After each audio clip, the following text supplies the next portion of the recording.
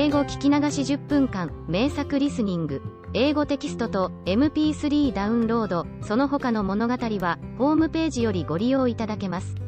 88thpp.com 88thpp.com She had never seen such fireworks before. Great suns spurted fire about, splendid fireflies flew into the blue air, and everything was reflected in the clear, calm sea beneath. The ship itself was so brightly illuminated that all the people, and even the smallest rope, could be distinctly seen. How handsome the young prince looked, as he pressed the hands of all his guests and smiled at them, while the music resounded through the clear night air. It was very late, yet the little mermaid could not take her eyes from the ship or from the beautiful prince. The colored lanterns had been extinguished, no more rockets rose in the air, and the cannon had ceased firing, but the sea became restless, and a moaning, grumbling sound could be heard beneath the waves. Still the little mermaid remained by the cabin window, rocking up and down on the water, so that she could look within. After a while the sails were quickly set and the ship went on her way. But soon the waves rose higher, heavy clouds darkened the sky, and lightning appeared in the distance. A dreadful storm was approaching. Once more the sails were furled, and the great ship pursued her flying course over the raging sea.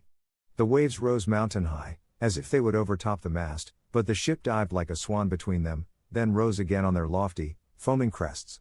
To the little mermaid this was pleasant sport, but not so to the sailors. At length the ship groaned and creaked, the thick planks gave way under the lashing of the sea, as the waves broke over the deck, the mainmast snapped asunder like a reed, and as the ship lay over on her side, the water rushed in. The little mermaid now perceived that the crew were in danger, even she was obliged to be careful, to avoid the beams and planks of the wreck which lay scattered on the water. At one moment it was pitch dark so that she could not see a single object, but when a flash of lightning came it revealed the whole scene. She could see every one who had been on board except the prince. When the ship parted, she had seen him sink into the deep waves, and she was glad, for she thought he would now be with her. Then she remembered that human beings could not live in the water, so that when he got down to her father's palace he would certainly be quite dead. No, he must not die. So she swam about among the beams and planks which strewed the surface of the sea, forgetting that they could crush her to pieces. Diving deep under the dark waters, rising and falling with the waves, she at length managed to reach the young prince, who was fast losing the power to swim in that stormy sea. His limbs were failing him, his beautiful eyes were closed, and he would have died had not the little mermaid come to his assistance. She held his head above the water and let the waves carry them where they would. In the morning the storm had ceased, but of the ship not a single fragment could be seen. The sun came up red and shining out of the water, and its beams brought back the hue of health to the prince's cheeks, but his eyes remained closed. The mermaid kissed his high, smooth forehead and stroked back his wet hair. He seemed to her like the marble statue in her little garden, so she kissed him again and wished that he might live. Presently they came in sight of land, and she saw lofty blue mountains on which the white snow rested as if a flock of swans were lying upon them. Beautiful green forests were near the shore, and close by stood a large building, whether a church or a convent she could not tell. Orange and citron trees grew in the garden, and before the door stood lofty palms. The sea here formed a little bay, in which the water lay quiet and still but very deep. She swam with the handsome prince to the beach, which was covered with fine white sand, and there she laid him in the warm sunshine, taking care to raise his head higher than his body. Then bells sounded in the large white building, and some young girls came into the garden. The little mermaid swam out farther from the shore and hid herself among some high rocks that rose out of the water. Covering her head and neck with the foam of the sea, she watched there to see what would become of the poor prince. It was not long before she saw a young girl approach the spot where the prince lay. She seemed frightened at first, but only for a moment, then she brought a number of people, and the mermaid saw that the prince came to life again and smiled upon those who stood about him. But to her he sent no smile, he knew not that she had saved him. This made her very sorrowful, and when he was led away into the great building, she dived down into the water and returned to her father's castle. She had always been silent and thoughtful, and now she was more so than ever. Her sisters asked her what she had seen during her first visit to the surface of the water, but she could tell them nothing. Many an evening and morning did she rise to the place where she had left the prince.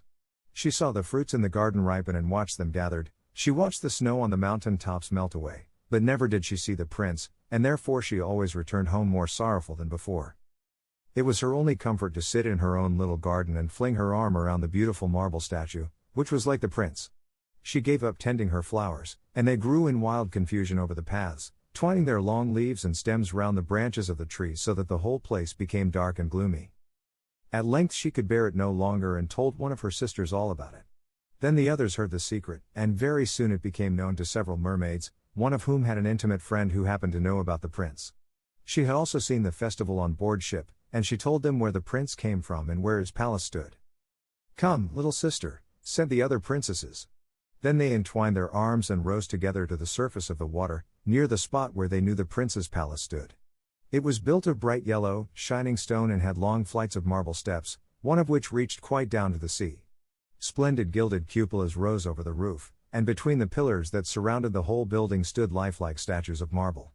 Through the clear crystal of the lofty windows could be seen noble rooms, with costly silk curtains and hangings of tapestry and walls covered with beautiful paintings. In the center of the largest salon a fountain threw its sparkling jets high up into the glass cupola of the ceiling, through which the sun shone in upon the water and upon the beautiful plants that grew in the basin of the fountain. Now that the little mermaid knew where the prince lived, she spent many an evening and many a night on the water near the palace. She would swim much nearer the shore than any of the others had ventured, and once she went up the narrow channel under the marble balcony, which threw a broad shadow on the water. Here she sat and watched the young prince, who thought himself alone in the bright moonlight. She often saw him evenings, sailing in a beautiful boat on which music sounded and flags waved. She peeped out from among the green rushes, and if the wind caught her long silvery white veil, those who saw it believed it to be a swan, spreading out its wings. Many a night, too, when the fishermen set their nets by the light of their torches, she heard them relate many good things about the young prince. And this made her glad that she had saved his life when he was tossed about half dead on the waves. She remembered how his head had rested on her bosom and how heartily she had kissed him, but he knew nothing of all this and could not even dream of her. She grew more and more to like human beings and wished more and more to be able to wander about with those whose world seemed to be so much larger than her own. They could fly over the sea in ships and mount the high hills which were far above the clouds, and the lands they possessed, their woods and their fields, stretched far away beyond the reach of her sight. There was so much that she wished to know. But her sisters were unable to answer all her questions. She then went to her old grandmother, who knew all about the upper world, which she rightly called the lands above the sea. "If human beings are not drowned," asked the little mermaid, "can they live forever? Do they never die, as we do here in the sea?" "Yes," replied the old lady, "they must also die, and their term of life is even shorter than ours. We sometimes live for 300 years, but when we cease to exist here, we become only foam on the surface of the water and have not even a grave among those we love. We have not immortal souls, we shall never live again. Like the green seaweed when once it has been cut off, we can never flourish more. Human beings, on the contrary, have souls which live forever, even after the body has been turned to dust. They rise up through the clear, pure air, beyond the glittering stars. As we rise out of the water and behold all the land of the earth, so do they rise to unknown and glorious regions which we shall never see." "Why have not we immortal souls?" asked the little mermaid, mournfully. "I would gladly give all the hundreds of years that I have to live, to be a human being only for one day and to have the hope of knowing the happiness of that glorious world above the stars." "You must not think that," said the old woman. "We believe that we are much happier and much better off than human beings." "So I shall die," said the little mermaid, "and as the foam of the sea I shall be driven about, never again to hear the music of the waves or to see the pretty flowers or the red sun? Is there anything I can do to win an immortal soul?"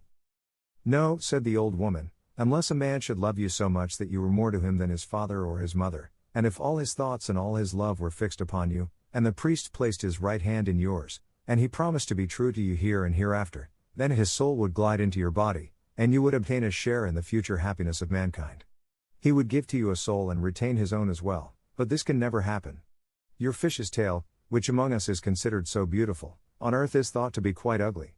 They do not know any better, and they think it necessary, in order to be handsome, to have two stout props, which they call legs." Then the little mermaid sighed and looked sorrowfully at her fish's tail. "Let us be happy," said the old lady, "and dart and spring about during the 300 years that we have to live, which is really quite long enough. After that we can rest ourselves all the better. This evening we are going to have a court ball." It was one of those splendid sights which we can never see on earth. The walls and the ceiling of the large ballroom were of thick but transparent crystal. Many hundreds of colossal shells, some of a deep red, others of a grass green, with blue fire in them, stood in rows on each side. These lighted up the whole salon and shone through the walls so that the sea was also illuminated. Innumerable fishes, great and small, swam past the crystal walls. On some of them the scales glowed with a purple brilliance, and on others shone like silver and gold. Through the halls flowed a broad stream, and in it danced the merman and the mermaids to the music of their own sweet singing. No one on earth has such lovely voices as they, but the little mermaid sang more sweetly than all. The whole court applauded her with hands and tails, and for a moment her heart felt quite gay, for she knew she had the sweetest voice either on earth or in the sea. But soon she thought again of the world above her. She could not forget the charming prince, nor her sorrow that she had not an immortal soul like his. She crept away silently out of her father's palace, and while everything within was gladness and song, she sat in her own little garden, sorrowful and alone. Then she heard the bugle sounding through the water and thought, "He is certainly sailing above, he in whom my wishes center and in whose hands I should like to place the happiness of my life. I will venture all for him and win an immortal soul. While my sisters are dancing in my father's palace I will go to the sea witch, of whom I have always been so much afraid. She can give me counsel and help." 英語聞き流し10分間、名作リスニング。英語テキストと MP3 ダウンロード、その他の物語は、ホームページよりご利用いただけます。88thpp.com 88thpp.com